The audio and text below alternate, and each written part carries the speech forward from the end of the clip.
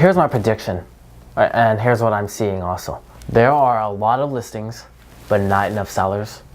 And because of that, we are still going to get multiple offers on homes that are listed by sellers. Despite what we're seeing with the market, that there's more inventory and supposedly the market is slowing, but with sellers, they are still going to get multiple offers. So the question is, are you dealing with a seller or just a listing? And I'll share with you what I mean. A listing is someone just putting a sign on their home without taking a look at reality and seeing where their home should be really worth. There's a lot of, I don't even want to call them sellers, homeowners that are doing that. It's like someone going fishing in the middle of the ocean and dropping the wrong bait on the fishing line down to the bottom of the ocean and say, hey, why not? Let's see what we catch. But is that the right way to go fishing? No. You need to have the right bait in order to catch the right kind of fish. You need to be strategic. So again, that's almost like someone owning a $25,000 Toyota Camry. They drive it for a month. They love it so much.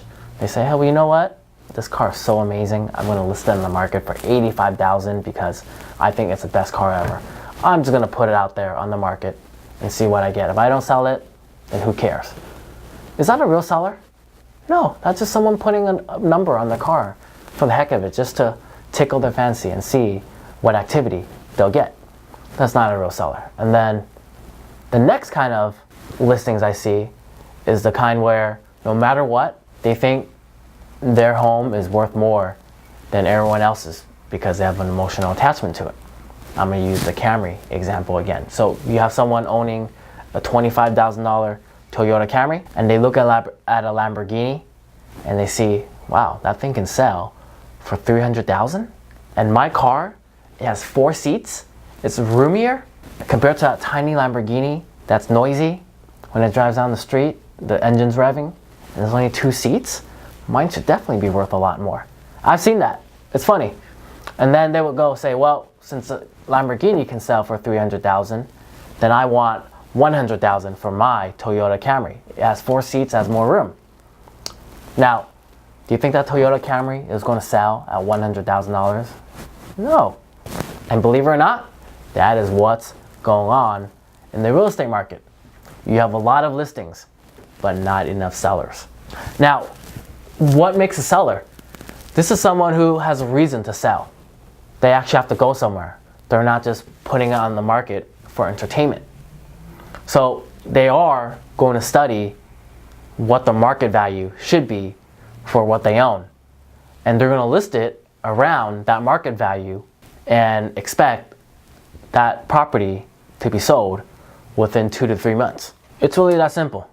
Someone who's looking at the market value, they know what their home should be worth, or they accept what their home is worth, and they list it for what their home should be worth. So think of a Toyota Camry again, right? They look at the market, it's worth between $20,000 to $30,000, 4 seats, 4 doors, and they will list at $25,000. Despite knowing that a Lamborghini is out there, sure, it may be smaller and maybe less comfortable sitting in there.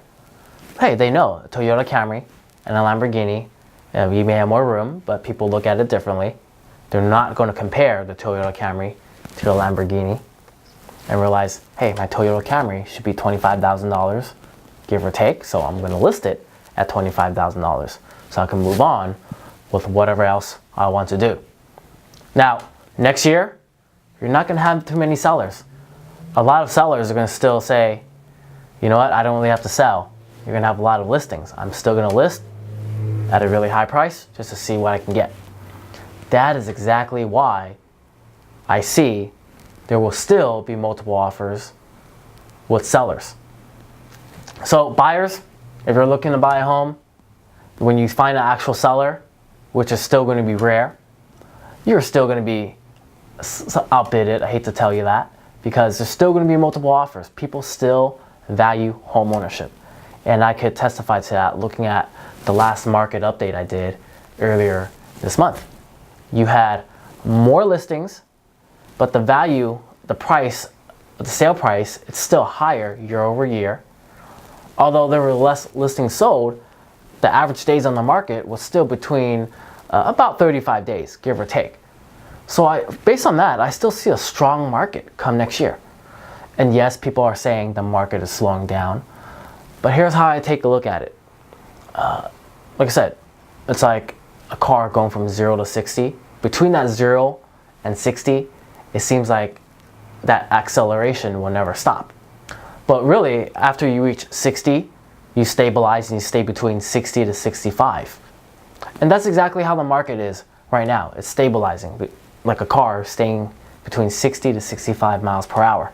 It's not going to go ahead and start shooting up to 80 miles per hour. It is staying at 60 to 65 miles per hour. It's also not going to slow down.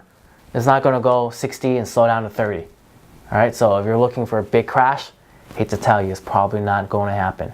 It's still going to be stabilized, and as I predicted many times over and over, the market will still go up year over year, keeping up with the pace of inflation, perhaps about 2% year over year.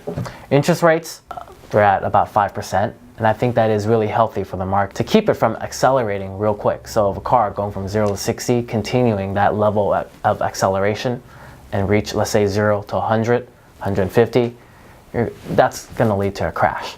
So the fact that interest rates are around 5%, I'm very happy to see that actually. You may hate me for saying that, but I'm happy to see that because it's good for everybody. What good is it if you get a good deal and then the market crashes? So when everybody's happy, you can rest assured things are good for you as well. So that's where I see the market right now, and what I see is going on. A lot of listings, not enough sellers. So when we sit down together for a strategy session, whether I'm working with you as you're looking to acquire a buyer for your home, or if you're a buyer looking to acquire the right property for your long-term future, we'll definitely take a look at the home, analyze the situation, and see where things are so you can make an informed decision and be in a position of strength. There you have it. That's my nugget for today. I hope you enjoyed it. Feel free to reach out to me anytime. You take care and have a good one.